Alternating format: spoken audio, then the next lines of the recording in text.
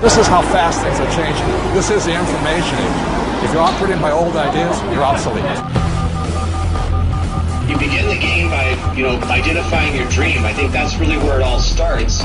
In today's economy, where we are today, it's not just a dream. It's more of a necessity. You've got to identify how you're going to survive more than how you're going to just, get something out there that you want.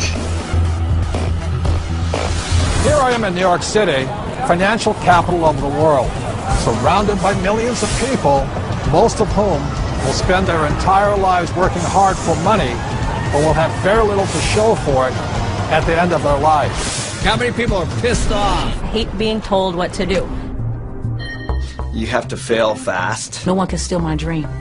You can count on the government destroying the dollar.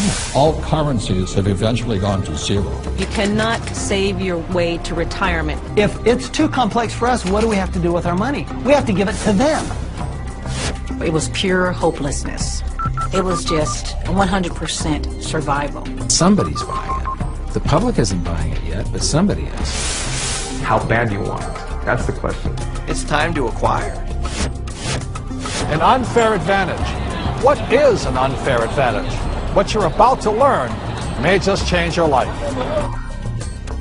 It's showtime, baby. Let's hit it. The greatest opportunity in the history of mankind is here. We're in the greatest economic change in the history of the world. This is going to be the biggest wealth transfer in my lifetime. We've got an entire society that has been built up over the years with the idea that financial institutions are a better place to put your money than to take control of your own life. If you have a solid financial education, taxes, debt, inflation, and retirement can make you richer, not poorer. The rich will get richer and the poor and middle class gone. I was around my brother who was a part of a gang, who ran a gang, and that's a lot like running a business. Most people run from problems, and the truth is that's where the opportunities are. This really is a perfect financial storm. So I am optimistic about the future. It's going to crash. The next big economic boom will not be from the internet or China or India, but will be from empowering women. A big part of success is failing so many times that you learn and learn and learn your lessons. Robert says all the time that if you're not being successful, it's because you're not making enough mistakes. People think that cash is like a safe place to be, a place to park your purchasing power. And I think cash is the worst investment that you can have. And if you follow an economist, you're in trouble.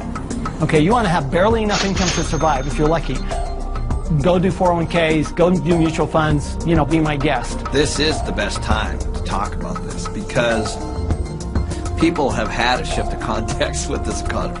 To change your financial life often involves changing your mindset. It really is where it starts, is the attitude, it's the mindset, it's the decision that you're going to, take responsibility for your own financial life. Knowledge is money. Show business. When you think about show business, you always think about the show, right? Cameras and movie stars and makeup and glamour.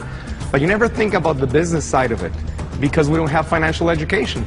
And I didn't learn that until 20 years down the road in my career. And now, I'm not only an expert in the show part of it, but I'm becoming an expert on the business side of it. Business is about production. We can produce our way out of any problem. I was probably age 8 when I started thinking about millions.